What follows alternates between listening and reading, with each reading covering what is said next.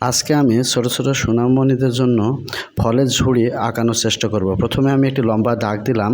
দাগটা দেওয়ার উদ্দেশ্য হলো যেন আমার মাপটা অর্থাৎ ঝুড়ির মাপটা সমানভাবে নিতে পারি, সেই জন্য আমি দাগটা দিয়েছিলাম। বাস রাউন্ড দিলাম। রাউন্ড দেওয়ার পরে আমি দুই পাশে সমানভাবে দুইটা দাগ বাঁকা করে দিলাম যেন একেবারে অ্যাকুরেট মাপ হয়। বাস হয়ে গেল আমার অনেকটা ঝুড়ি।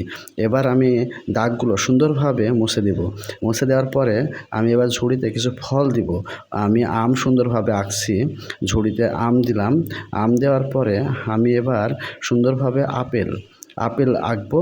আপেল আঁকার পরে সুন্দরভাবে আমি একটি আঙ্গুর ফলের থোকাও আমি আঁকার চেষ্টা করব। সোনামণিরা তোমরা এভাবেই চেষ্টা করবে, যেহেতু এগুলো দেখে দেখে শিখতে হয়। বাস এবার আমি সুন্দরভাবে একটি পেঁপেও দিলাম। পেঁপে দেওয়ার পরে আমি সুন্দরভাবে একটি আনারস, যেহেতু আনারসটা একটু লম্বা হয় এজন্য আনারসটা আমি বড়ই দিয়েছি। বাস সুন্দরভাবে আনারসটা দেওয়ার পরে আমি খাঁজ খাঁজ করে কেটে দিলাম। দেওয়ার পরে সুন্দরভাবে আমার যে বাকি কাজটা সেটা হলো ঝুড়ির যে দাঁড় কাটা থাকে এগুলো দিতে হবে। সুন্দরভাবে আমি দাগগুলো দিয়ে দিলাম। বাস হয়ে গেল সুন্দরভাবে আমার ফলের ঝুড়ি। ধন্যবাদ, সবাই ভালো থাকবেন। আসসালামু আলাইকুম।